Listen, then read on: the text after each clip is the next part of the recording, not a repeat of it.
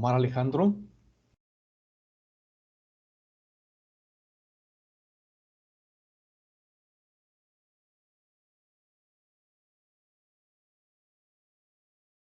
Omar Alejandro. Profe, creo que tuvo problemas porque estábamos como en una sala Ajá. que se salió para entrar aquí. Sí, perdón, por eso les avisé que estaba creando salas virtuales, pero era temporal nada más. Déjenme volverlo a invitar entonces.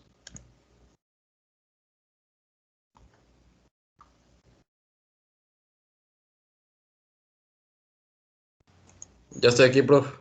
Muy bien. Creo que también le pasó a Miroslava, pero ya lo estoy invitando. Ok, entonces ya está Omar. Alex, Presente, buenos días. Francisco, Hola, maestro, buenos días. buen día. Nairobic, Buenos días. buen día. Mariela, Buenos días. Jordi, Buenos días, profe. buenos días. Fátima, Buenos días, profe. buenos días. Miroslava,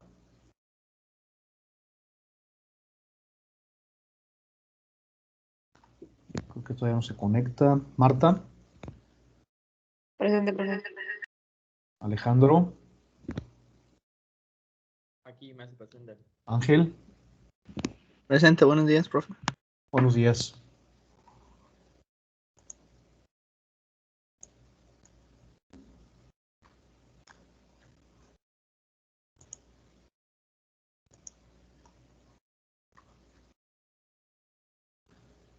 Miroslava, ¿ya estás aquí? Sí, profe. Buenos días. Ok, muy buenos días a todos. Vamos a dar inicio entonces a nuestra clase. Disculpen al inicio, la sesión inició con salas. Principalmente es para un ejercicio que les decía, estoy tomando un curso de Microsoft Teams y nos están pidiendo una evidencia de estar trabajando en salas virtuales. Es por ello que iniciamos así. Pero ya estamos en la sesión normal. Vamos entonces a ceder los micrófonos a Alex. ¿Estás lista, Alex? Sí, Muy ya bien. estoy listo. Entonces, pues adelante con tu presentación del día de hoy. Vamos a ver los temas de devoluciones y compensaciones. Adelante, Alex. Sí, gracias. Ya voy.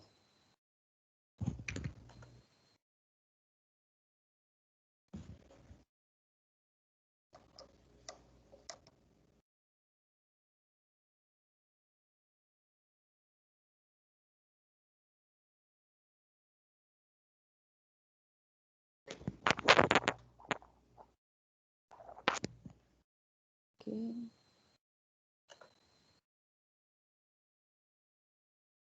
¿Se ve la pantalla? ¿La presentación? Sí, adelante. Ah, gracias. Bueno, buenos días a todos. En esta ocasión yo les voy a presentar lo que son las devoluciones y compensaciones. Pues, ¿qué vamos a ver en esta presentación?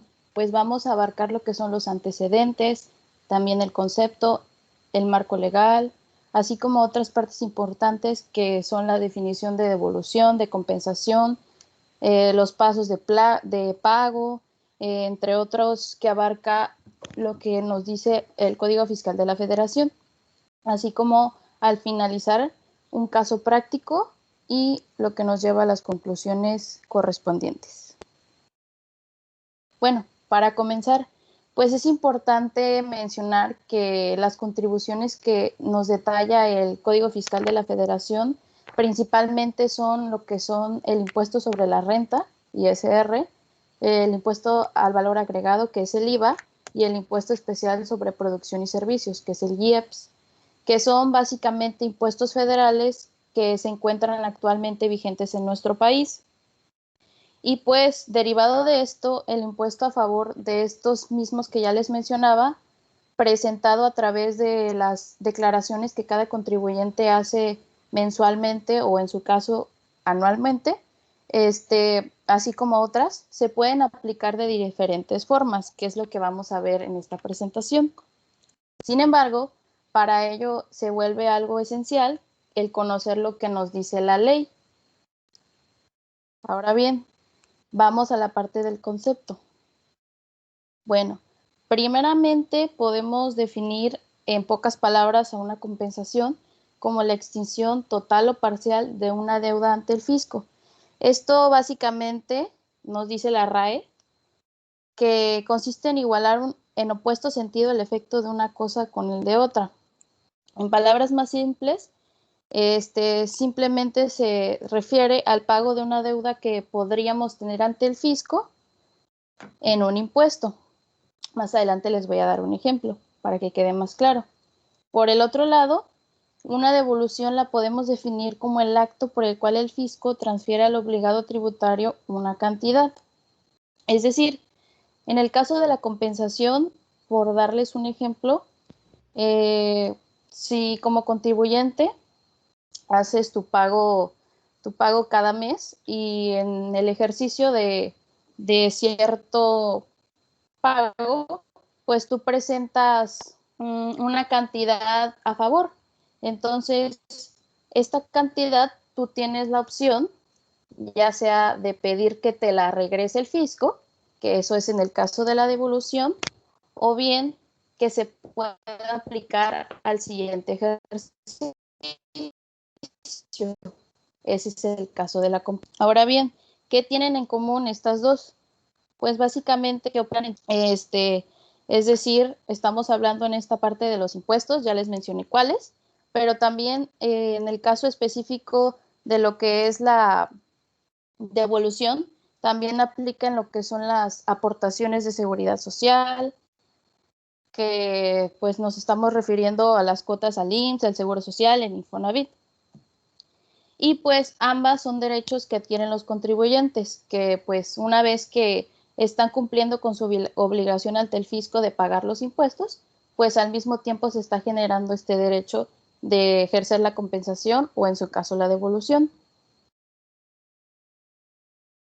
Ahora bien, el marco legal, pues básicamente se encuentra en los artículos del 22 al 25A del Código Fiscal de la Federación. Así también, pues las reglas misceláneas vigentes. Ahora vamos con la parte de la devolución del pago indebido. ¿Qué nos dice el Código Fiscal? Pues nos menciona que las autoridades fiscales devolverán las cantidades pagadas indebidamente y las que procedan conforme a las leyes fiscales. Esto nos lo menciona en el artículo 22. Entonces, primeramente, ¿qué son las cantidades pagadas indebidamente? Bueno, un pago de lo indebido básicamente es todas aquellas cantidades que el contribuyente enteró en exceso, pagó en exceso. Es decir, montos que no deuda al fisco federal, pero que se dieron por haber pagado una cantidad mayor a la que le impone la ley de la materia. Es decir, al hacer el pago de la contribución mensual, pues aquí lo que pasó es que el cálculo no fue el correcto y el contribuyente dio de más de lo que debería de haber pagado. Y esto genera lo que les menciono, que es el pago de lo indebido. Y pues aquí un ejemplo sencillo sería el siguiente. Pues aquí se está apreciando que en la declaración normal se presentó una cantidad de 180,000, pero en dado caso se volvió a hacer el cálculo mediante una declaración complementaria que nos da una cantidad menor de 150,000 pesos, lo que nos da como resultado lo que es el pago de lo indebido.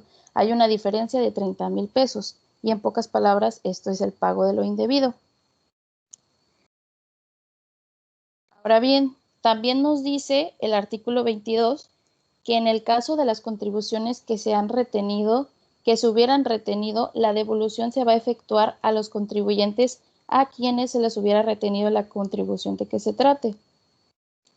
Y también pues nos dice que tratándose de los impuestos indirectos son por ejemplo el IVA, que se aplica al consumo, que grava el consumo, y pues la devolución por pago de lo indebido se va a efectuar a las personas que hubieran pagado el impuesto trasladado a quien lo causó, siempre que no lo hayan acreditado.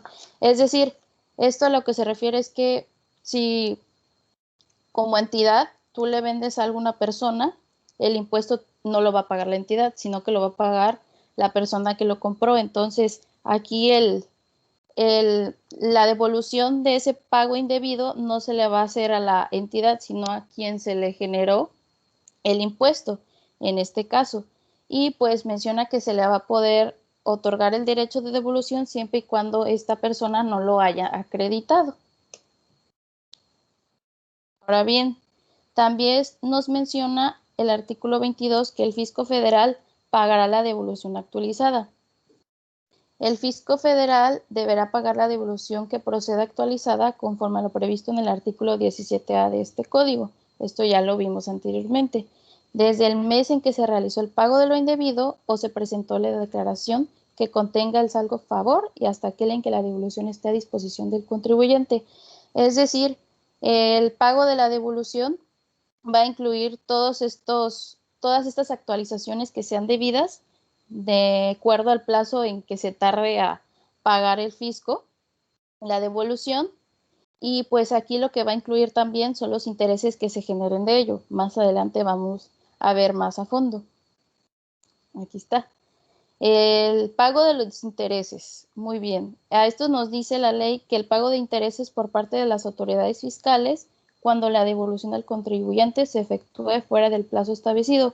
Pues básicamente nos dice que cuando los contribuyentes presenten una solicitud de devolución de un saldo a favor o de un pago de lo indebido y la devolución, pues como ya les comentaba, se realice fuera del plazo establecido, las autoridades tienen que pagar intereses que van a calcular a partir del día siguiente al del vencimiento de dicho plazo, conforme ya nos lo dictamina la ley.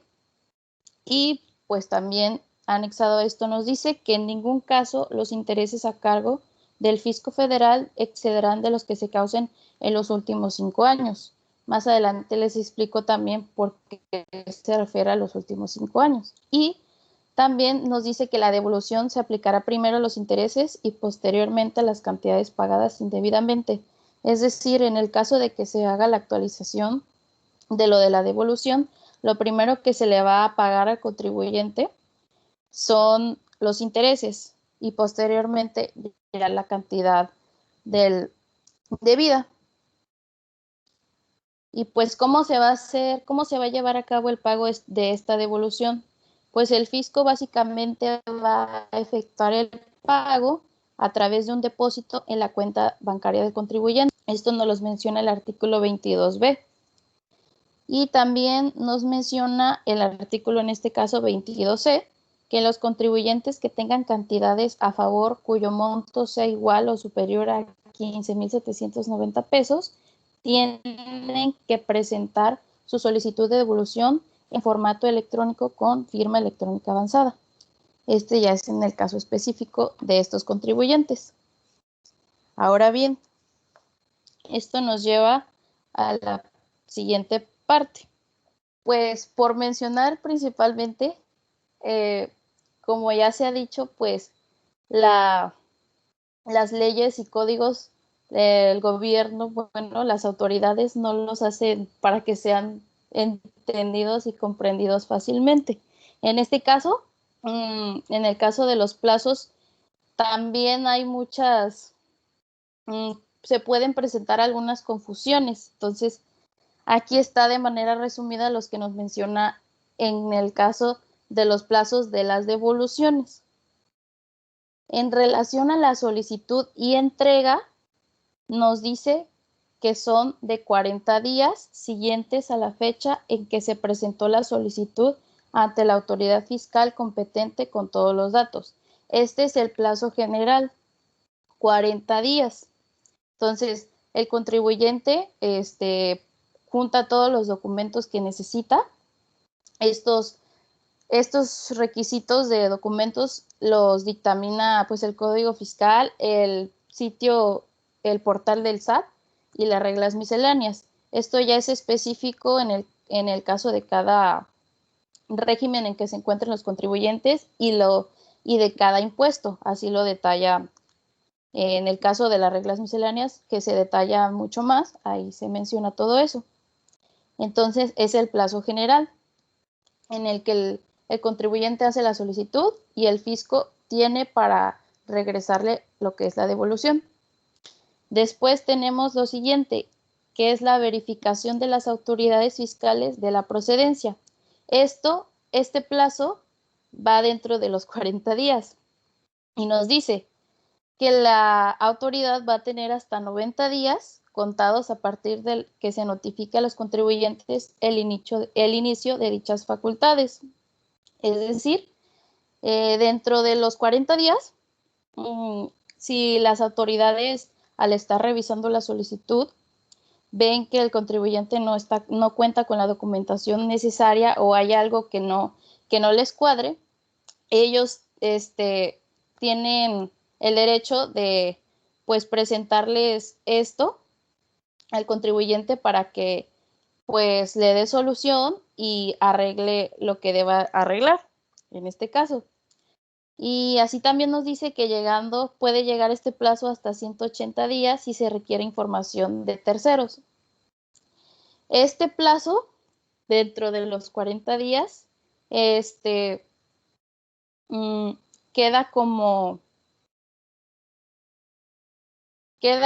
no se cuenta realmente.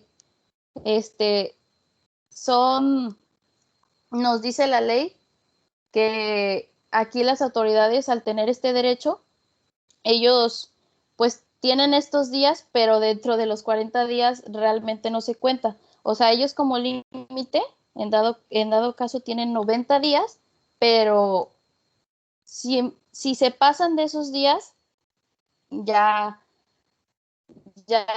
legalmente no es lo correcto, pero siempre y cuando sea dentro de los 40 días, no hay problema. Bien, en el caso de la aclaración de errores en los datos, nos dice que tienen 10 días, que la autoridad va a requerir al contribuyente para que aclare dichos datos. Dicho requerimiento va a suspender el plazo previsto para efectuar la devolución. Va relacionado a lo que les decía. La autoridad les pide los documentos que les hagan falta y el contribuyente solamente tiene 10 días para entregarle a la autoridad dichos documentos. Ahora bien, la resolución de la solicitud nos dice que la autoridad deberá emitir la resolución que corresponda y deberá notificarlo al contribuyente dentro de un plazo no mayor a 20 días hábiles. Es decir, una vez hecho todo lo anterior, el contribuyente ya entregó la documentación necesaria, entonces la autoridad va a tener 20 días para que le notifique esto al contribuyente. Y por último, el plazo para efectuar la devolución nos dice que son los 10 días siguientes a aquel en el que se notifique la resolución favorable respectiva. Es decir, ya pasó todo este proceso, entonces ya la autoridad saca la resolución donde dice que sí, todo está correcto, se puede efectuar la devolución y solamente tiene la autoridad 10 días para que le deposite el importe de devolución al contribuyente. En dado caso de que no sea así, ya se aplica lo que les comentaba de los intereses y de la actualización. De pasarse de ese lapso de 10 días, ya se van a empezar a generar intereses y la autoridad le va a pagar la cantidad de lo indebido o del saldo a favor, más los intereses que se vayan generando conforme a lo que se vaya demorando. Y también es importante recalcar lo que previamente se vio de los 5 años. De manera general, lo que nos dice esto de los 5 años es que en el caso de las devoluciones, nos dice que solamente hay un lapso de 5 años en el que se puede efectuar la devolución, es decir, el contribuyente de ejercicios anteriores o del actual, el plazo que tiene para poder hacer todo este proceso de la solicitud de la devolución es de 5 años, tanto persona física como persona moral. Es el plazo general. Y ya todo esto que acabo de explicarles es para ya la solicitud, para meter la solicitud y que el fisco le regrese la devolución. En el caso de la compensación, si el contribuyente tiene un saldo a favor, aquí el plazo es, el contribuyente se mete al SAT, a su cuenta como contribuyente, y ahí tiene la opción de revisar en su buzón tributario si es que tiene un saldo a favor o no, si tiene en existencia un saldo a favor. Entonces, una vez visto esto, el contribuyente en su próximo ejercicio, al hacer el cálculo de su declaración, lo que va a hacer es que si tiene ese saldo a favor lo puede aplicar. Y pues ya, si lo aplica y todo, tiene la obligación de en los 5, no me acuerdo si 5 o 6 días siguientes, notificarle a la autoridad. Y así también nos dice que esto puede aumentar en días, dependiendo del último dígito que se refleje en el RFC. Esto ya viene en una tabla que está dentro de las reglas misceláneas. Pero de manera general. Voy a hacer un Sí, pequeño, adelante. ahora sí que paréntesis. Por favor, sí. Va muy bien. Sé que es un tema que no es un poquito, ni un poquito fácil. No. Lo estás explicando muy bien. Nada más quiero hacer 2 acotaciones. Cuando en el Código Fiscal de la Federación menciona intereses, estamos hablando de los recargos, ¿sí? Son recargos que ya estudiamos, ¿sí? Al final, digo, a veces hay cierta confusión, ¿verdad? Porque dice, bueno, ¿qué intereses me va a pagar en este caso la autoridad? ¿Y en qué plazo me los tendría que pagar?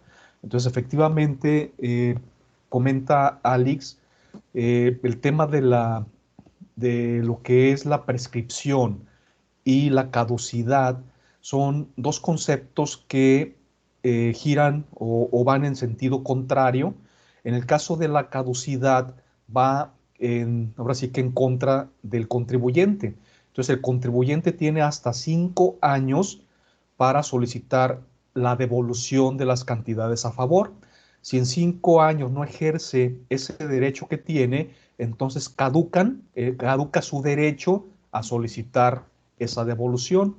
Y por otro lado, también en sentido contrario, pero en la misma, ahora sí que el mismo efecto se daría en el caso de la prescripción, en este caso de las facultades de la autoridad. La prescripción se da cuando la autoridad tiene una obligación, que en este caso sería la obligación de devolver las cantidades a favor, o en el caso de que esté ejerciendo sus facultades de comprobación, también van a prescribir ahora sí que en el transcurso de 5 años. No en el transcurso, sino más bien después de 5 años ya no podría la autoridad, vamos a suponer que se haya equivocado y que haya devuelto una cantidad en exceso. Si ya pasaron 5 años, ya no podría solicitar al contribuyente ahora al revés, ¿verdad? Que devolviera esas cantidades que por un error de la autoridad, pues ahora sí que devolvió en exceso. Entonces, ahorita vamos a ver, ya que Alex termine su exposición, estos 2 conceptos que son en algún momento confusos. Lo único que sí quiero que quede un poquito claro es que la caducidad va ahora sí que en detrimento o en contra del contribuyente, y la prescripción va o juega en favor, en este caso, o en contra de las autoridades. ¿De acuerdo? Adelante, Alex. Gracias. Ok. Aquí viene una parte importante, que es lo de la eliminación de la compensación universal. ¿En qué consistía esto? Pues básicamente en la utilización de saldo a favor en algún impuesto federal para subsanar un adeudo por concepto de otro impuesto federal. ¿Qué quiere decir esto? Pues básicamente que si un contribuyente en algún ejercicio presentaba saldo a favor de algún impuesto, este saldo a favor lo podía aplicar en otro ejercicio a cualquier impuesto. Dicho, lo que puede ser de un saldo a favor de ISR, aplicarlo a un saldo a favor, aplicarlo al IVA. Eso es lo que nos quiere decir. Pero lo que pasa es que el Congreso eliminó esta facilidad en el 2019. Se menciona que por haber mucha evasión fiscal por parte de contribuyentes, pues se tomó la decisión de que se iba a eliminar la compensación universal. Y pues esto quedó de la siguiente forma. Nos dice que los contribuyentes obligados a pagar mediante declaración únicamente podrán optar por compensar las cantidades que tengan a su favor contra las que estén obligadas a pagar por adeudo propio, siempre que ambas deriven de un mismo impuesto. Es decir, si el contribuyente presenta saldo a favor de IVA, en el otro ejercicio, ese saldo a favor únicamente lo puede aplicar, en el caso de la compensación, al IVA, simplemente al IVA. No puede aplicarlo como era anteriormente con la compensación universal a otro impuesto. Tiene que ser de un mismo impuesto. Y ahora bien, la compensación de cantidades a favor. El artículo 23 de este código nos menciona que los contribuyentes obligados a pagar mediante declaración únicamente podrán optar por compensar las cantidades que tengan a su favor contra las que estén obligados a pagar por adeudo propio, siempre que ambas deriven de un mismo impuesto. Ya se los mencionaba, incluyendo sus accesorios. Alex, Bueno, un tema importante que sí, también dime. estaba en la tabla. En ningún caso se pueden compensar las cantidades retenidas, ni de ISR ni de IVA, ¿de acuerdo? Nada más es importante mencionarlo. Adelante. Claro, gracias. ¿Qué es el saldo a favor? Pues básicamente es el que resulta de la aplicación de la mecánica establecida en la ley de la materia. Es decir, al hacer el cálculo de lo debido del impuesto, pues simplemente nos va a hacer referencia en relación a si vamos a presentar una cantidad que sea a nuestro favor o no. Es decir, pues ya lo hemos visto con muchos ejemplos, al hacer el cálculo del IVA, si el IVA acreditable es mayor al IVA trasladado, en ese caso nos va a presentar un saldo a favor en el caso del impuesto del IVA, por mencionarles un ejemplo. Aquí lo vemos ya de manera más gráfica, como les mencionaba. Ahora bien, ¿cuáles son las modalidades de compensación? Pues básicamente hay dos. Esto nos lo menciona el artículo también 23 de este código. Primeramente está la que es a solicitud del interesado, es decir, del mismo contribuyente, y por otro lado es la de oficio, que esta básicamente es la que la autoridad aplica a los saldos a favor de los contribuyentes contra el crédito fiscal que tengan firme. Aquí hay una parte importante también que se puede utilizar como ejemplo. En el año actual, en el 2021, está lo que es la compensación automática, algo así, y la devolución automática, que en dado caso los contribuyentes tienen, en este caso de lo presentado por la pandemia y todo, como plazo en el caso de las personas físicas hasta el 31 de julio para presentar la declaración. Y ahí mismo indica que va a ser el lapso que tienen para que, dependiendo de los requisitos y limitaciones que también pues las autoridades hacen, de que le sean regresadas o devueltas esas cantidades. Ese en el ejercicio que sería del año pasado, que se va a presentar en este año 2021. Es solamente en ese caso. Sí, es correcto, Alex. Lo que mencionas es la devolución automática. Sí, la devolución. Anteriormente lo normal era que si tú presentabas tu declaración en tiempo, se puede decir que sería hasta el 30 de abril, ¿verdad? Se puede decir que tenías el derecho de que la solicitud de la devolución que haces en tu declaración anual fuera pues de inmediato, ¿verdad? Inmediato para la autoridad pues puede ser una semana, ¿verdad? O sea, no es ahora sí que de un día para otro, pero esa era la intención, o sea, que esas devoluciones se dieran de forma pues automática, ¿verdad? Efectivamente, ahora, aunque no se presente la declaración el 30 de abril, va de todos modos a respetarse esa devolución automática hasta el mes de julio, ¿verdad? Sí. Adelante. Muy bien. La compensación entre organismos estatales. Bueno, básicamente nos dice esto en el artículo 24, que se podrán compensar los créditos y las deudas que se tengan entre la federación por una parte y los estados, Distrito Federal, ya CDMX, municipios, organismos descentralizados o empresas de participación estatal mayoritarias, excepto sociedades nacionales de crédito por la otra. Y aquí no voy a entrar tanto en materia, voy a seguir. Bueno, acreditamiento de estímulos fiscales. ¿Qué nos dice esto? Bueno, nos dice el artículo 25 que los contribuyentes obligados a pagar mediante declaración periódica de cada mes podrán acreditar el importe de los estímulos fiscales a que tengan derecho contra las cantidades que estén obligados a pagar, siempre que presenten aviso ante las autoridades competentes en materia de estímulos fiscales y en su caso cumplan con los demás requisitos formales que ya nos detalla la ley. Y bueno, también es importante pues conocer qué es un estímulo fiscal. Pues un estímulo fiscal se refiere a todas aquellas diversas formas con las que se puede reducir o exentar el pago de algunas contribuciones. En palabras más sencillas, los estímulos fiscales son instrumentos con los que los gobiernos cuentan para impulsar o promover un sector o actividad.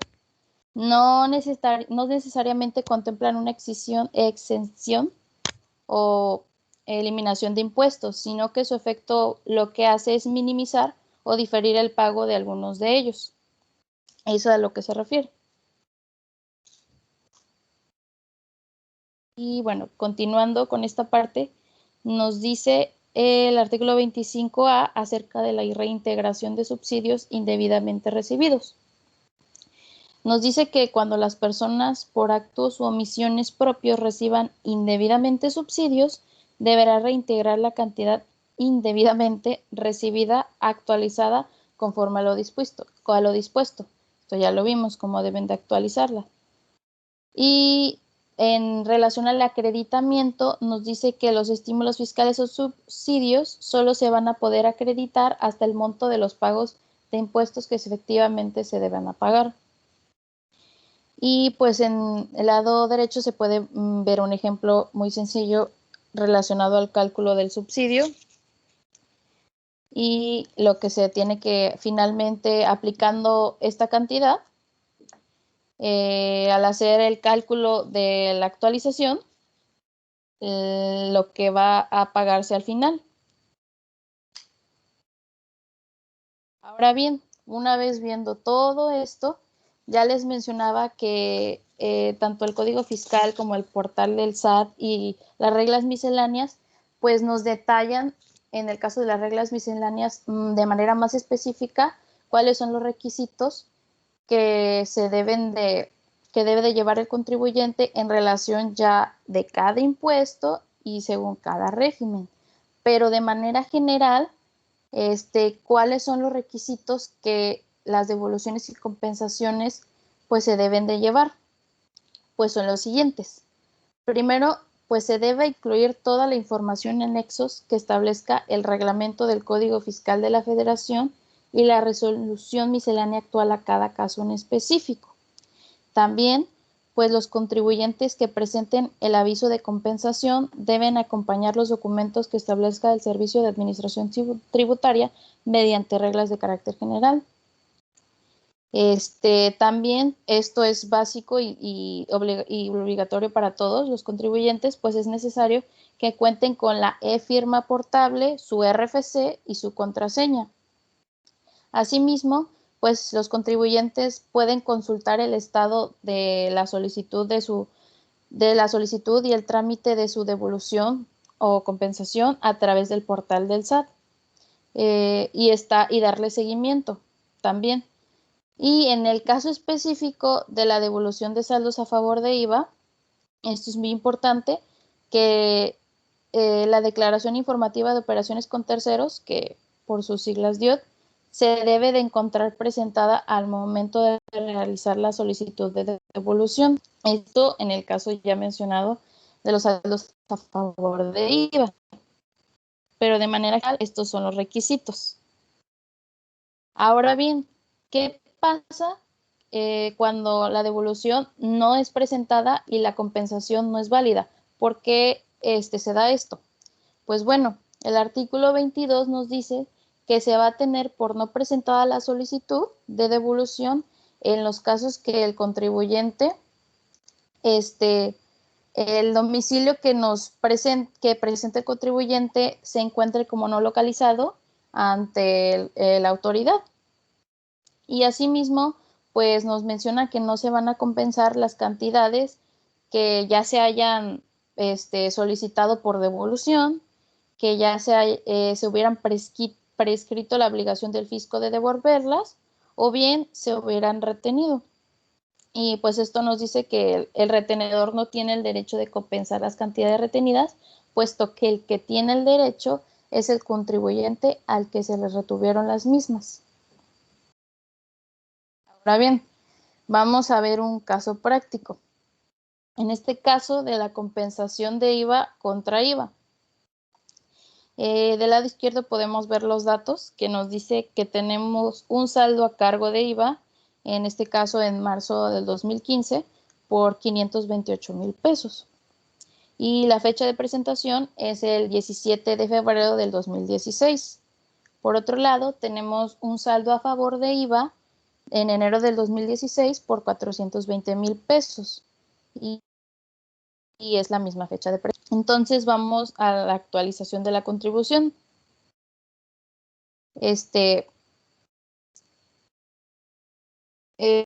Arriba, donde dice impuesto, hay un error, no es ISR abril 2019, no lo modifiqué. En este caso es IVA del mes de marzo, así es, del 2016, como ya les decía. Y la cantidad sí es correcta, son 528,000 pesos, pero para que quede claro y evitemos errores. Y pues esto está basado básicamente en el ejercicio que ya habíamos realizado en clase. Entonces, aplicando el factor de actualización, pues dividimos el INPC del mes anterior al más reciente del periodo entre el INPC del mes anterior al más antiguo del periodo. Es decir, el INPC de enero del 2016 entre el INPC de marzo del 2015. Entonces, sustituyendo las cantidades, nos da que el factor de actualización es de 1.02 y este factor lo multiplicamos por la cantidad de 528,000, lo cual nos da la cantidad actualizada, que son 538,560 pesos. Y pues restándole a esto la cantidad que teníamos originalmente, pues nos da lo que fue el importe de actualización, que son 10,560 pesos. Ahora bien, la siguiente parte. Aquí vamos a hacer lo que es los recargos, hacer el cálculo de los recargos. Pues aquí aplicando, tenemos una tasa de 1.13 mensual, que era la que estaba vigente en el año del 2016. Así que aplicándolo a los meses correspondientes, desde abril del 2015 hasta enero del 2016, pues nos da que el total en el caso de recargos es de 60,857.28 pesos. Entonces, ya una vez teniendo esto, lo que vamos a hacer es sumárselo a la cantidad que ya habíamos sacado. Lo sumamos y el total a pagar nos da que es de 599,417.28 pesos. Ahora bien, ya como vimos, pues tenemos un saldo a favor de IVA. Entonces, lo que vamos a hacer aquí, pues es aplicarlo, vamos a hacer lo que es la compensación. Y pues para esto nada más vamos a restarle los 420,000 pesos que ya teníamos y esto nos va a dar como resultado lo que se le iba a pagar, que es de 179,417 pesos. Y ya, pues finalmente una vez hecho esto, ya nada más se debe de, como ya les mencionaba,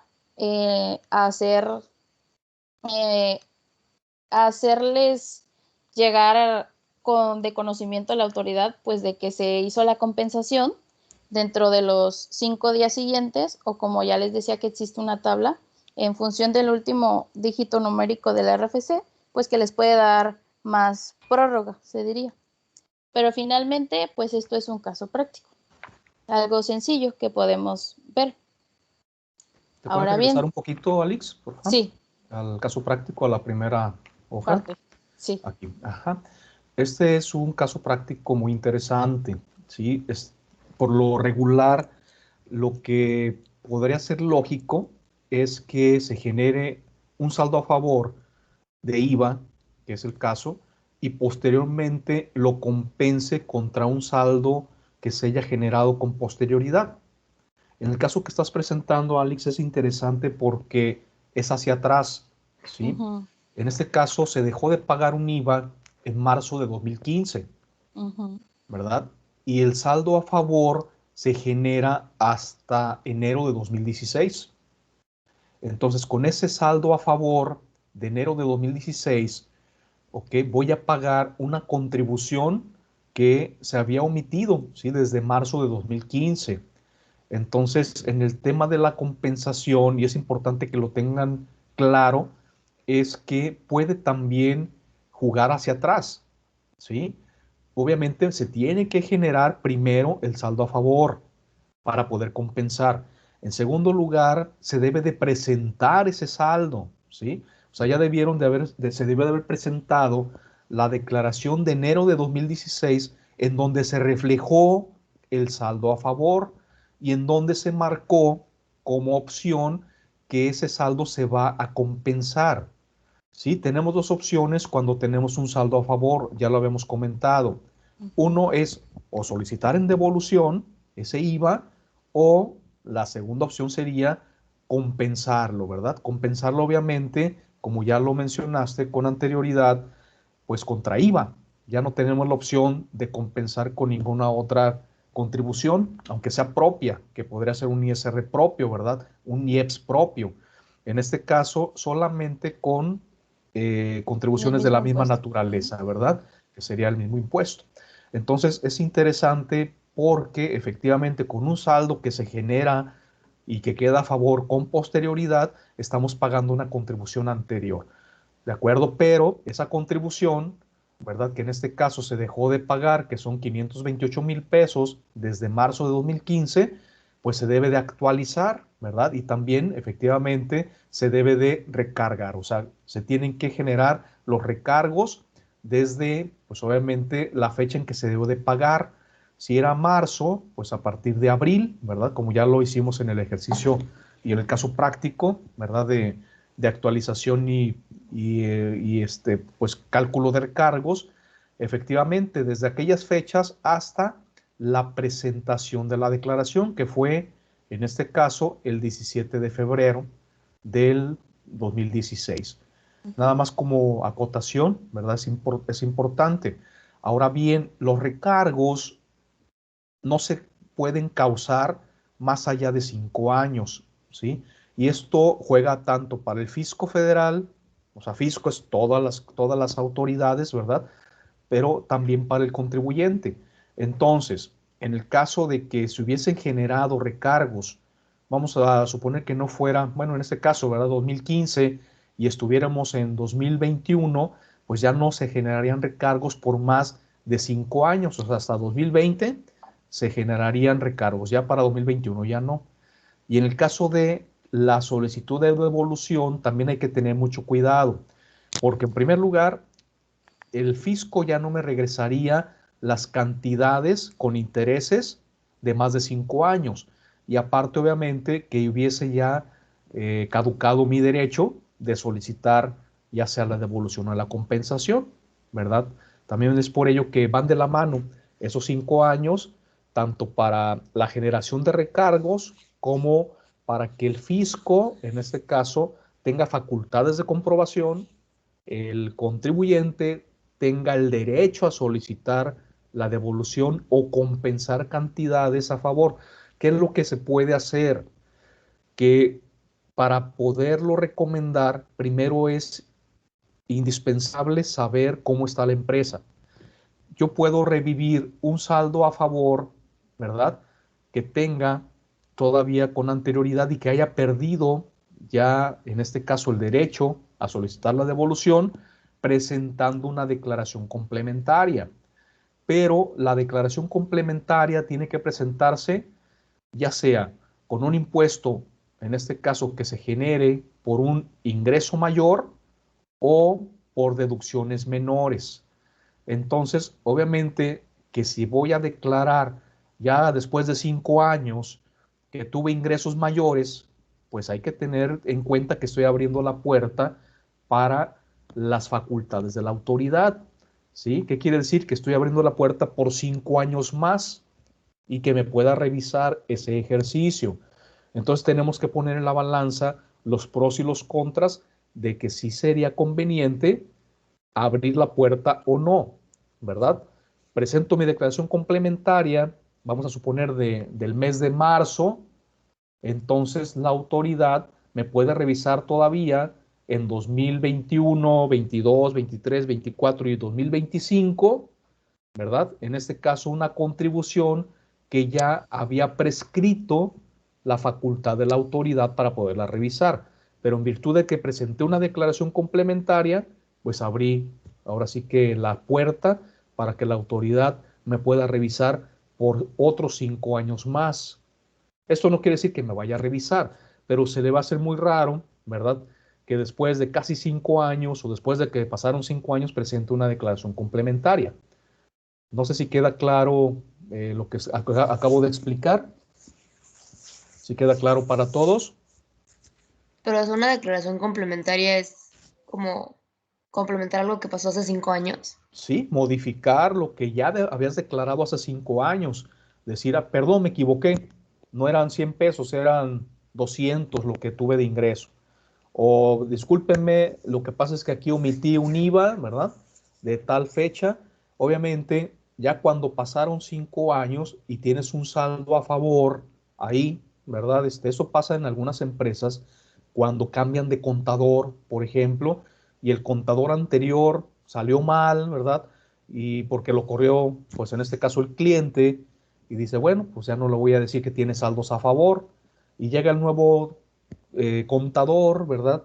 A lo mejor inexperto o que de cierta forma no hay un auditor que esté revisando y se quedan esos saldos ahí a favor de la empresa por los años, o sea, un año tras año, y luego después llega un contador que revisa correctamente, hacen un diagnóstico fiscal de la empresa y te das cuenta que tienes saldos ahí pendientes de aprovechar, ¿verdad? Saldos a favor que se quedaron en el limbo. Entonces es donde les estoy diciendo que puede en algún momento revivirse esa caducidad de ese saldo que ya no tiene derecho el contribuyente a rescatar porque ya pasaron 5 años. Pero si presento una declaración reactivo, en este caso, ese ejercicio, pero puede ser contraproducente porque puede ser que en algún caso pues deba a lo mejor algunas otras contribuciones. Y a la hora que me revisa la autoridad, pues salió peor, ¿no? Por eso les comento que es importante analizar a detalle y si se puede aprovechar ese saldo, pues ¿por qué no? Se puede revivir, ¿verdad? Y reactivar o en su momento cortar esa caducidad. ¿De acuerdo? Muy bien, adelante, Alex. Y bueno, ya para finalizar, pues ¿qué podemos concluir de este tema? Pues básicamente que cuando como contribuyentes, una vez que cumplimos con todas nuestras obligaciones, si presentamos un saldo a favor o lo que ya vimos que es un pago de lo indebido, pues se genera básicamente un derecho que podemos ejercer a través de lo que son las devoluciones y las compensaciones. Para poder cumplir con todos los requisitos, pues, que se impone de esto, es necesario, como ya lo mencionábamos, pues estar informados mediante lo que nos dice el Código Fiscal y las reglas misceláneas. Y así, pues, como lo que nos comparte el sitio oficial del SAT.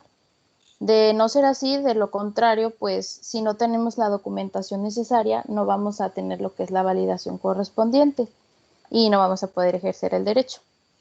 Y pues el esquema de compensación universal se eliminó en el 2019, como ya les comentaba, derivado del combate a la evasión de impuestos.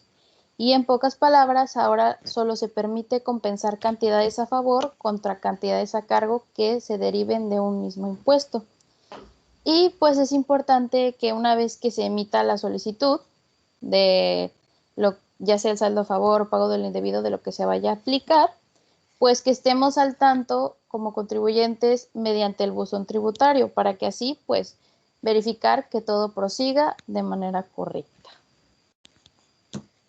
Mis referencias aquí. Muy y ya bien. sería todo. De acuerdo. Muy bien, pues aquí en su barrita se tienen donde está el monito con la carita, ¿verdad? Una opción, ¿verdad? De aplausos. Entonces, por favor, aplausos para Alex. Gracias. Sí, lo omití con Omar, pero igual también aplausos para Omar, ¿verdad? Aunque retardados, pero ahí están, ¿verdad? Muy bien, excelente. Es un tema, como lo mencionaba, un poco complicado, ¿verdad? Es complejo, pero en adición a lo que comenta Alex, pues son realmente temas que son benéficos para el contribuyente, por eso es importante que lo tengan en cuenta. Son facilidades que tenemos como contribuyentes y lo que pues en algún momento se comenta, ¿verdad? De que pues son eh, el tema de la compensación universal, ¿verdad? Obviamente que la autoridad siempre va a concluir, ¿verdad? Que los beneficios que van en sentido favorable para el contribuyente, pues que los está pues emitiendo o los está ya cancelando porque hubo pues un abuso, ¿verdad? Porque hubo evasión fiscal. Imagínense en este tiempo en el que la autoridad tiene tantos medios de control, que tiene ahora sí que en su poder todos los elementos para tratar de agilizar los procesos, no se les hace raro que todavía una devolución de impuestos se vaya hasta 180 días cuando pues la autoridad ya tiene todo, ya tiene toda nuestra contabilidad electrónica, tiene todos nuestros FDIs en línea y entonces todavía creen que sea pues posible que a estas alturas una devolución, una solicitud de una devolución que solicite un contribuyente se pueda tardar todavía 180 días. O sea, ¿cómo es posible que para requerirnos la autoridad la omisión de una contribución presentamos o no la hemos presentado, ¿verdad? En un mes y al mes siguiente ya nos está requiriendo? Quiere decir que menos de 30 días, ¿verdad?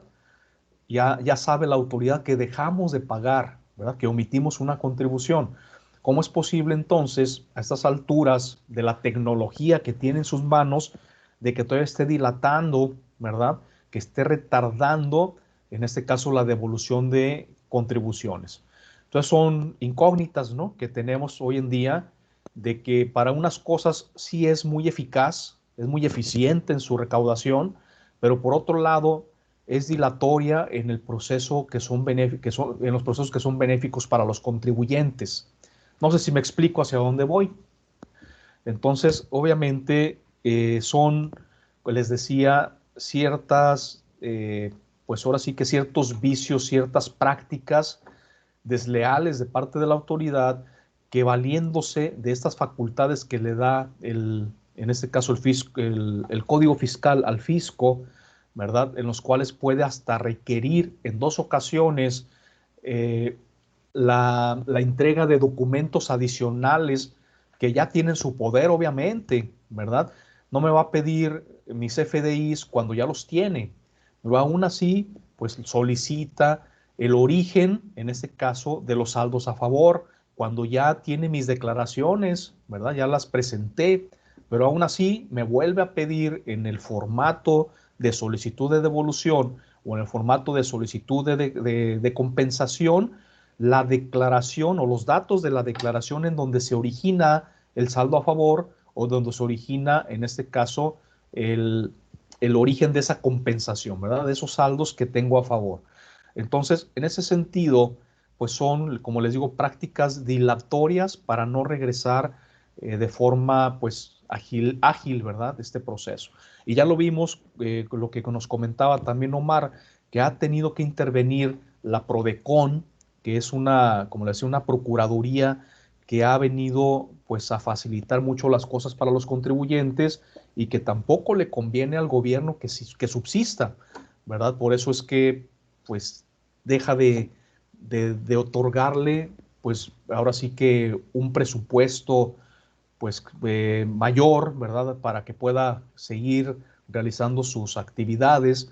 Y por otro lado también, pues, como les decía, ya la procuradora ya no se volvió a reactivar ese puesto, o de procurador de la misma Procuraduría de la Defensa del Contribuyente, y entonces quiere, pues obviamente, pues que vaya menos, ¿no?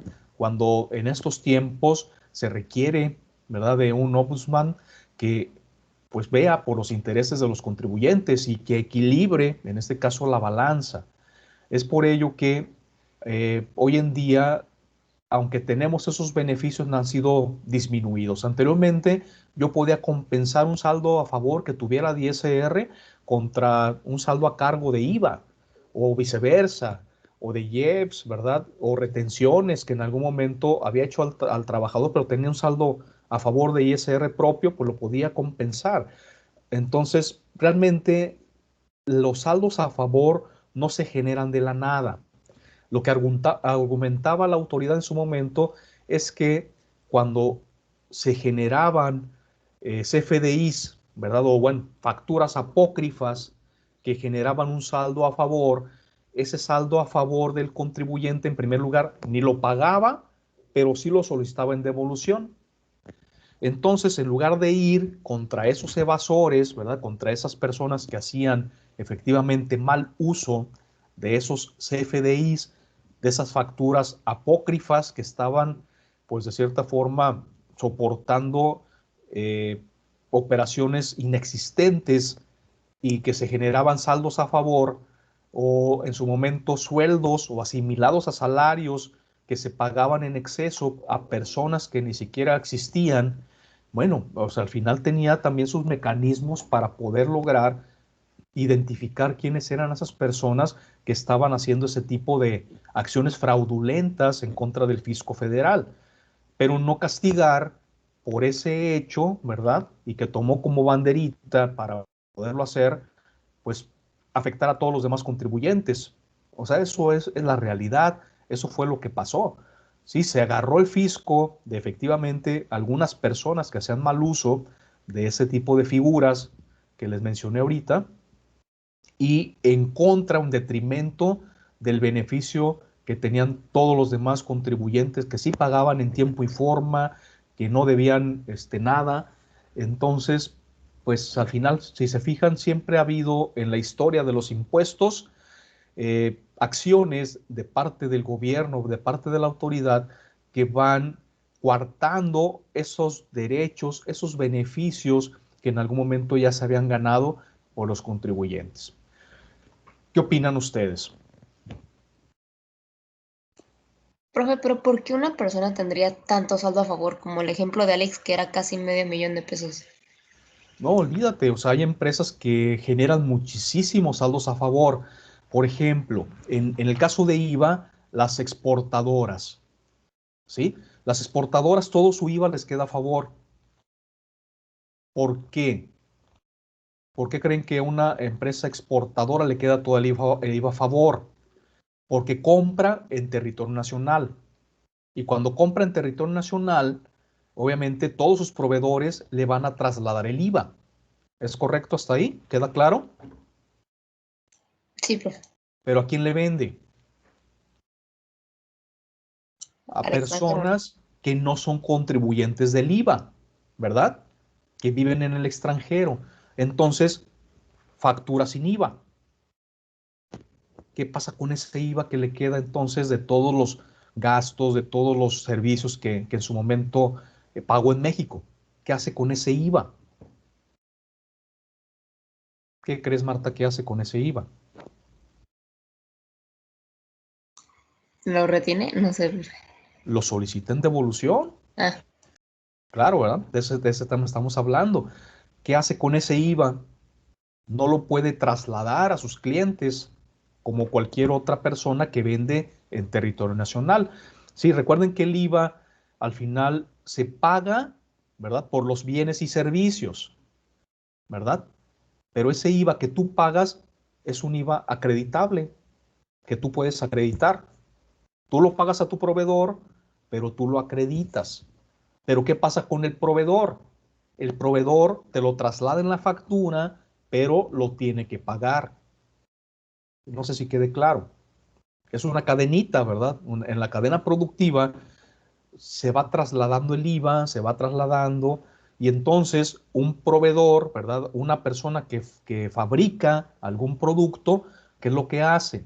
Paga el IVA por la materia prima, paga el IVA por los servicios que le están prestando a la empresa, ¿verdad?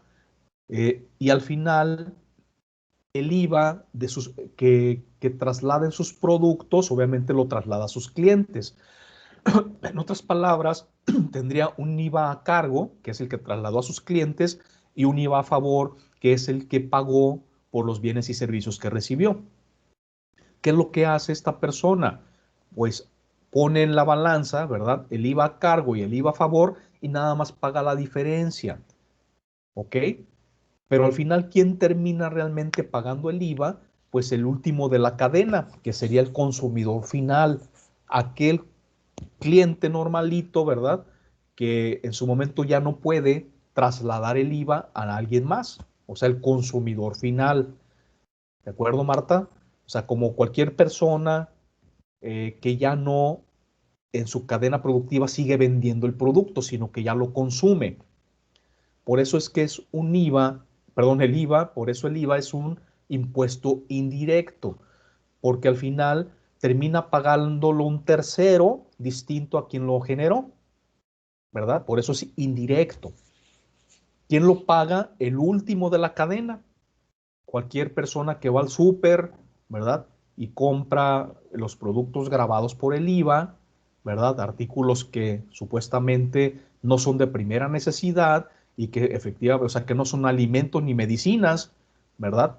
Sino que es cualquier otro artículo que está obviamente grabado por el IVA y que ni cuenta nos damos a veces que lo estamos pagando porque ya está incluido en el precio, ¿verdad?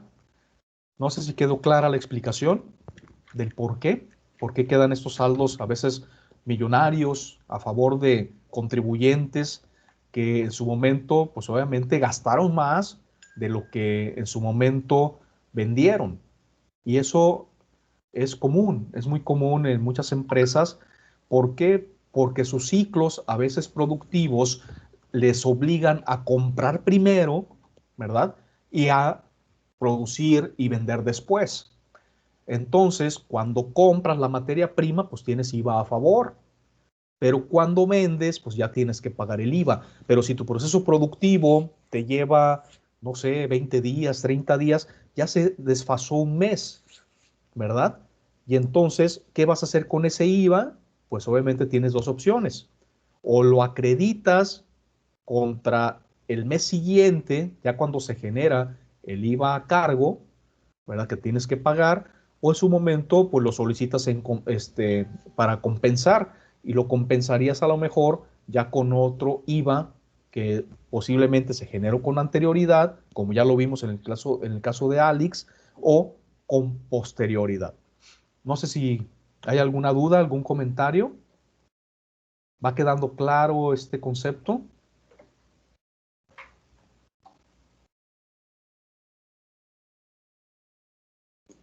Profe, entonces cuando el IVA a favor lo trasladan a los clientes, los clientes, para los clientes son acreditables, pero para la empresa, ¿cómo dijo que era? Es a cargo. Ah, a cargo. Sí, o sea, cuando tú haces tu factura, la factura, ¿qué haces? Al precio le agregas el 16% de IVA. Entonces la factura que le das a tu cliente ya tiene un IVA adicionado, ¿verdad? Un IVA trasladado. Tú trasladaste, en este caso, el 16% del IVA a tu cliente, ¿verdad? ¿Y qué es lo que va a hacer el cliente? El cliente te lo va a pagar. ¿Estás de acuerdo? Te va a pagar el precio del bien más el 16% del IVA, ¿verdad? Pero ese IVA no es tuyo. Ese IVA lo tienes que enterar al fisco, lo tienes que pagar al fisco. Pero antes de enterarlo al fisco, le vas a disminuir el IVA que tus proveedores también a su vez te trasladaron y vas a pagar la diferencia. Si el IVA que te trasladaron tus proveedores fue mayor al IVA que tú trasladaste a tus clientes, vas a tener un IVA a favor, no vas a pagar.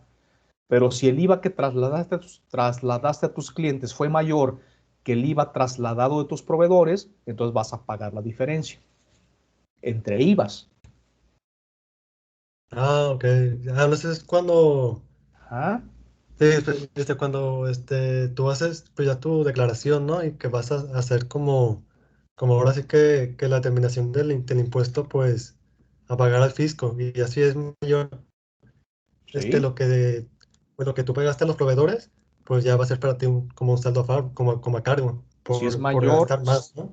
si es mayor el IVA que pagaste a tus proveedores, ¿sí? Si es mayor el IVA que pagas a tus proveedores, si este es mayor al que trasladaste a tus clientes, entonces te queda un saldo a favor de IVA. Recuerden que el IVA se paga mensualmente. Entonces, mes a mes se tiene que estar haciendo una declaración, en este caso, para poder saber si tienes un IVA a cargo o un IVA a favor. ¿De acuerdo? Pero si con mes estás como declarando Ajá. en cómo están o sea, cómo están saliendo los saldos, hasta que se cumple el año, que ya haces como la declaración, ya puedes exigir ese saldo a favor. No, ¿Cómo? el IVA es un impuesto. ¿De qué tipo? Es definitivo, ¿verdad? O sea, no te esperas hasta el año como si fuera el ISR. ¿Sí? El ISR, el impuesto sobre la renta, es un impuesto de causación anual. Entonces vas haciendo pagos provisionales a cuenta de ese impuesto anual. ¿Queda claro? O sea, vas haciendo anticipos, vas pagando mes a mes un ISR porque todavía no conoces cuál va a ser el ISR definitivo. ¿De acuerdo? Hasta que cierras el ejercicio y calculas tu declaración anual, ya vas a saber cuál fue tu ISR real. Y entonces a esa determinación del ISR real le vas a disminuir los pagos que hiciste en el año, que son los pagos provisionales. Por eso su nombre lo indica, son provisionales, no son definitivos. Y son a cuenta del impuesto anual. Ya que determinaste tu impuesto anual, le vas a disminuir esos 12 paguitos que hiciste, ¿verdad? Mes con mes. y ya no te queda pues el pago así de ahora sí que total, ¿verdad? En un solo mes. ¿Por qué? Porque ya ahí fuiste haciendo anticipos a cuenta de ese impuesto. Así funciona el ISR. El IVA y el IEPS no. El IVA y el IEPS son impuestos que se pagan de forma definitiva. Entonces tienes que hacer tu declaración mensual que ya es definitiva. ¿Ok? Ya no hay una declaración anual de IVA. ¿De acuerdo? ¿Por qué? Porque haces 12 declaraciones en el año que son definitivas. ¿Sí, Marta? Sí, profe. Ok, esa es la diferencia entre un impuesto y otro. ¿De acuerdo? Muy bien, estoy buscando un concepto que es importante. Permítame un segundito.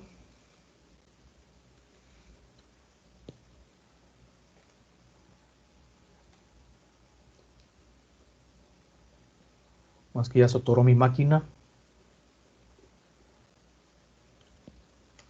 No sé qué tanto piensa.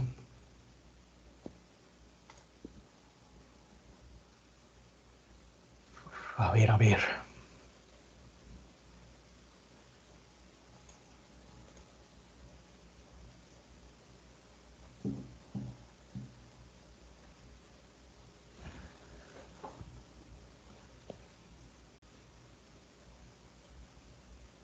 Lo que pasa es que acabo de cambiar de computadora y está como que todavía bajando, actualizando algunas carpetas y tarda en responder.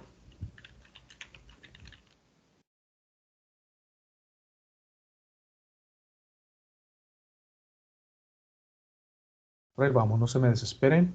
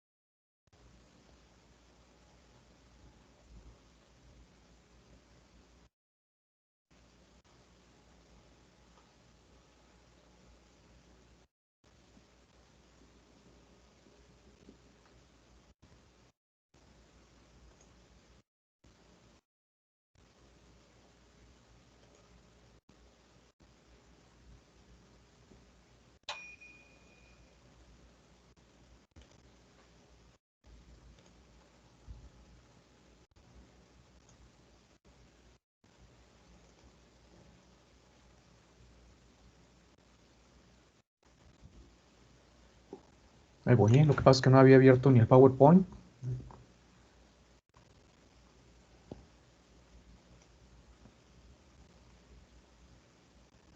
Pero ahí va.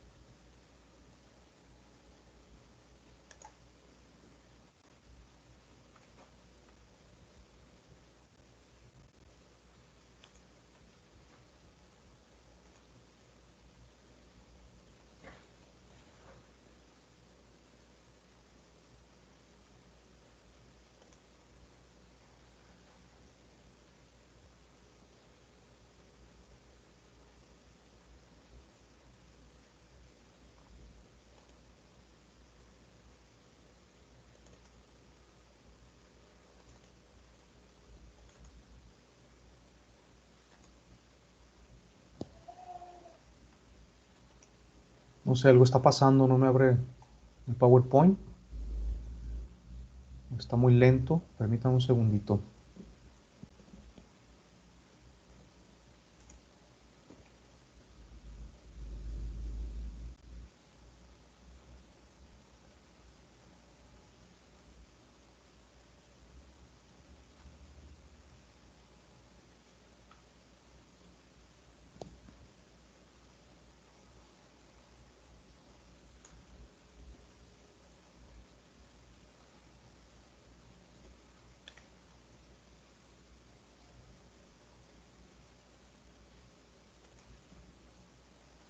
No, se quedó en cero.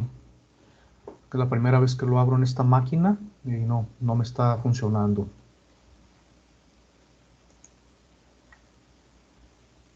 Bueno, lo que quería mostrarles son los conceptos de caducidad y prescripción, que son, como les decía, dos conceptos que es importante que sí los tengan claros. Entonces lo que voy a hacer es subirlos a la plataforma Moodle para que lo tengan ahí, ¿de acuerdo? Y ya no estar, pues ahora sí que esperando a que se abra este programa. No, sigue en cero, no sé qué esté pasando. No lo abre.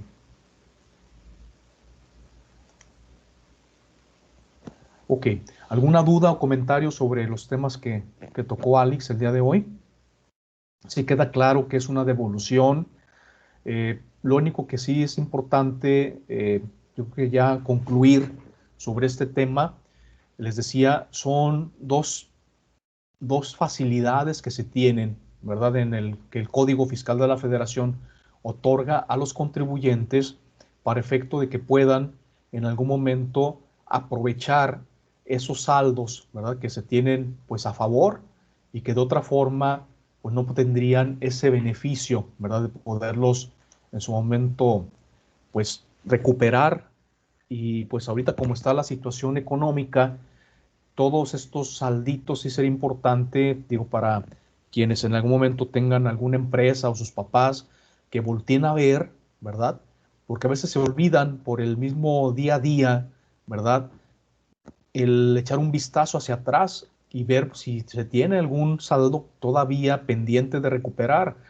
Es cierto que en algunos casos algunas personas tienen miedo de solicitar devoluciones o compensaciones porque pues se piensa de que a la hora de que se solicite una devolución o una compensación, eh, pues lo que pasa es que la autoridad inmediatamente va a pues iniciar sus facultades de comprobación y esto inhibe de cierta forma que algunos contribuyentes que la verdad verdadera es que no todos se portan bien, ¿verdad?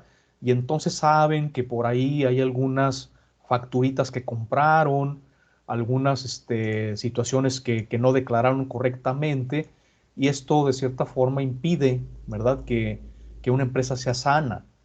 Entonces, a veces el prestarse a ese tipo de situaciones, ¿verdad? Que no son pues naturales o normales, pues los orilla a tener esa incertidumbre de que las cosas estén bien.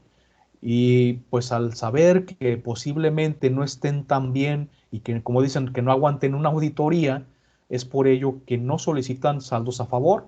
A mí me ha tocado en la vida real, ¿verdad? En mi experiencia, de que algunos pues dueños de empresas, cuando se hace el diagnóstico fiscal y que pues resultan algunos saldos, ¿verdad? Que son pues benéficos para ellos, pues al final decidan no tomarlos en cuenta, o sea, no solicitar ni la devolución ni la compensación.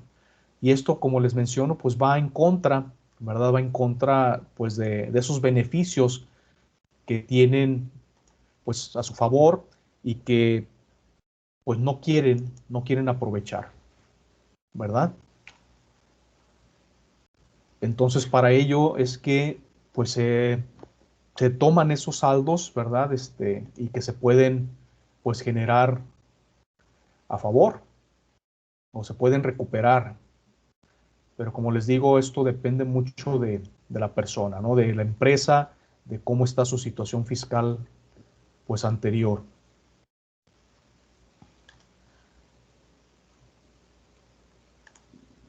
A ver, permítame un segundito.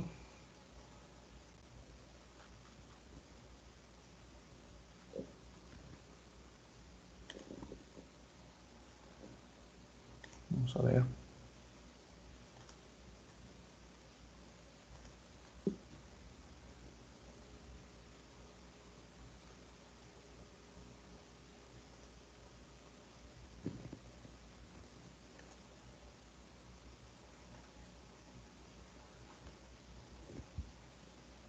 Ya sé lo que está pasando.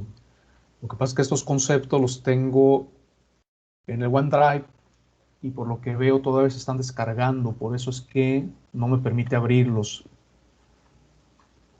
Bueno, entonces en cuanto ya pueda, como les decía, se los comparto, ¿de acuerdo? Porque ahorita todavía no.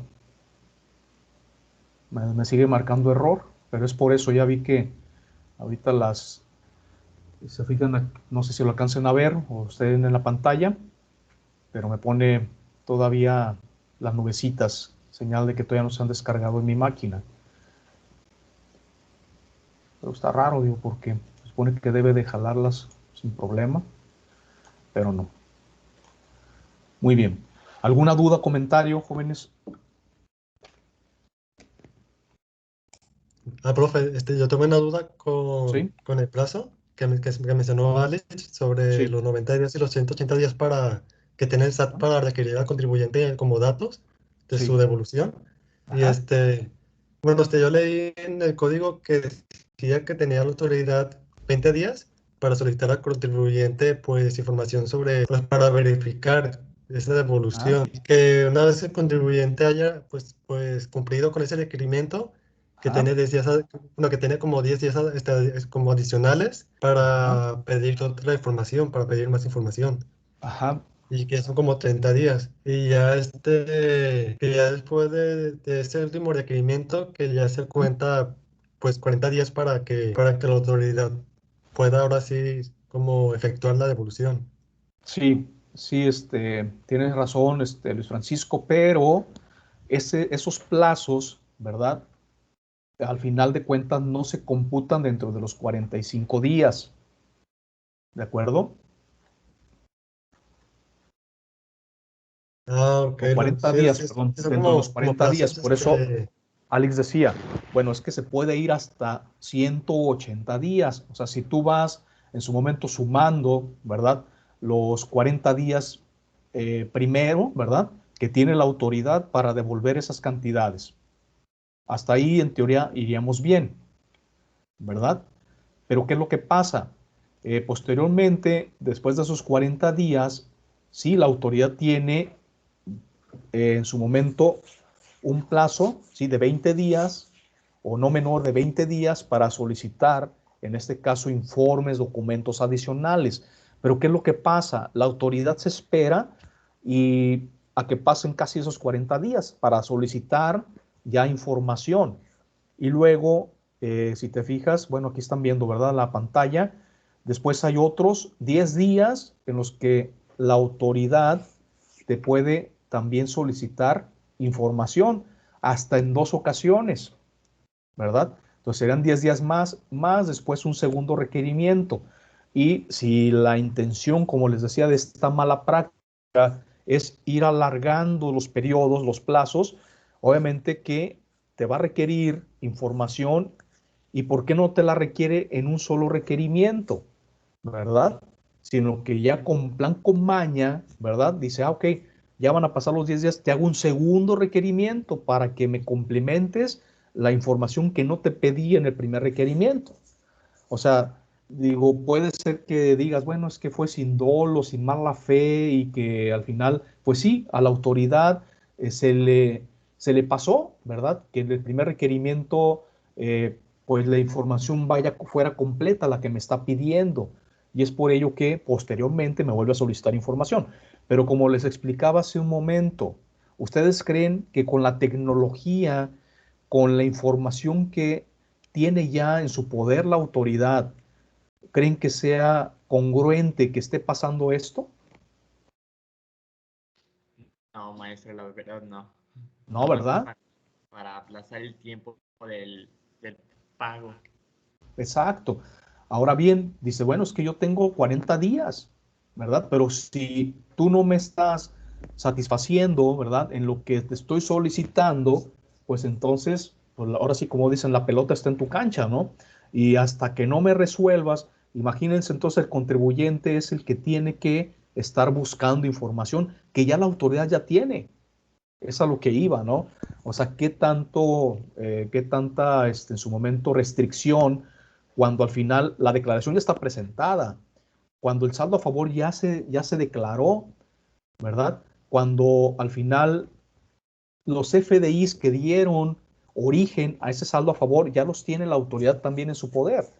Entonces, cruzando bases de datos rapidísimo, podría saber si procede o no procede el saldo.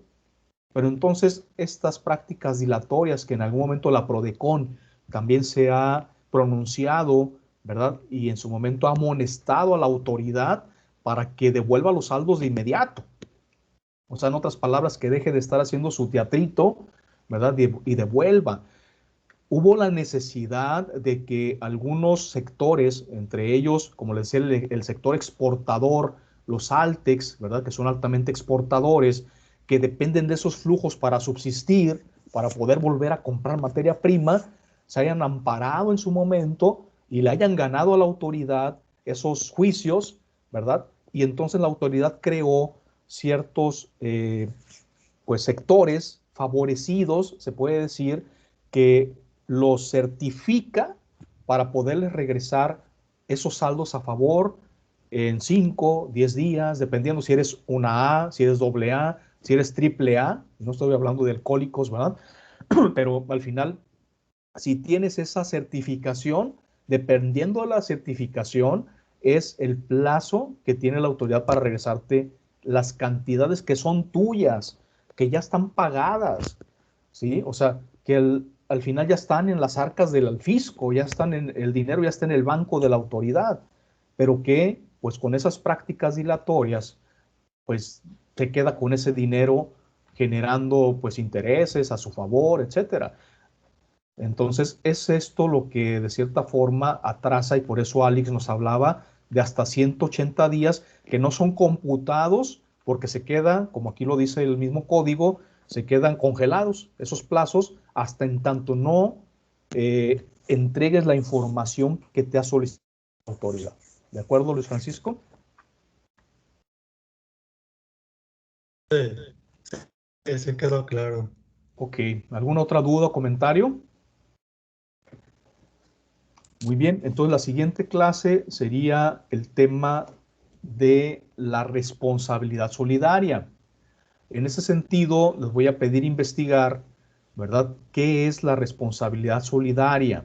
Las preguntas las voy a hacer en la plataforma, ¿de acuerdo? Pero van a ir, pues, sobre este tema, ¿no? Sobre qué es la responsabilidad de los socios y accionistas, ¿verdad? ¿Qué responsabilidad existe en los representantes legales de las empresas, ¿verdad? ¿Cuál es entonces esa responsabilidad de terceros, ¿verdad? Que son los que representan, en este caso, a la empresa, a la asociación, a la sociedad en general, ¿verdad? Entonces, ese va a ser el tema de investigación y pues entonces nos vemos el próximo jueves, ¿de acuerdo? Hasta luego, que esté muy bien. Gracias, profe. Hasta luego. Bye, Gracias. Buen profe. día. Hasta luego. Bye. Hasta luego.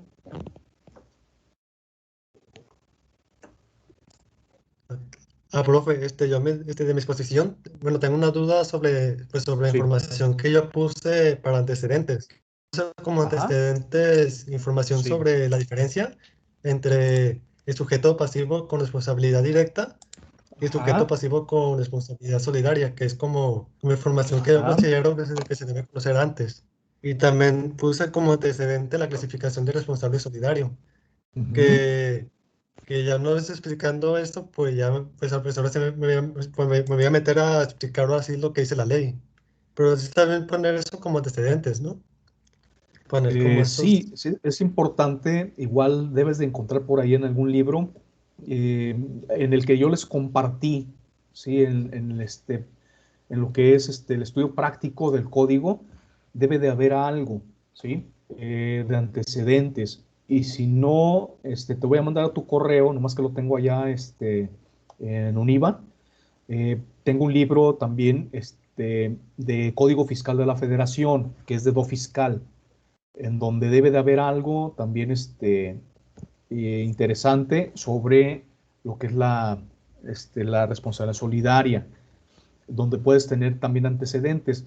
Los antecedentes son el marco, se puede decir, conceptual, ¿verdad? En el que se está basando lo que es tu investigación de hoy en día. Entonces, como antecedente, pues es lo histórico, ¿sí? Cómo fue transformándose esta responsabilidad en el Código Fiscal de la Federación. No siempre fue igual. Entonces, lo que debes de investigar más bien es, puedes buscar en Internet, ¿verdad? Antecedentes de lo que es la responsabilidad solidaria.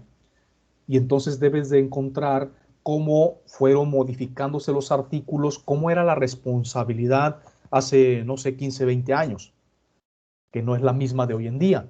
Obviamente se fue, pues ahora sí que ampliando, ¿verdad?, a esos terceros, que anteriormente no eran responsables solidarios, sino que, como dice, la responsabilidad era directa, en este caso para el contribuyente, pero ahora, obviamente, la autoridad ha hecho responsable solidario hasta el profesionista, ¿verdad?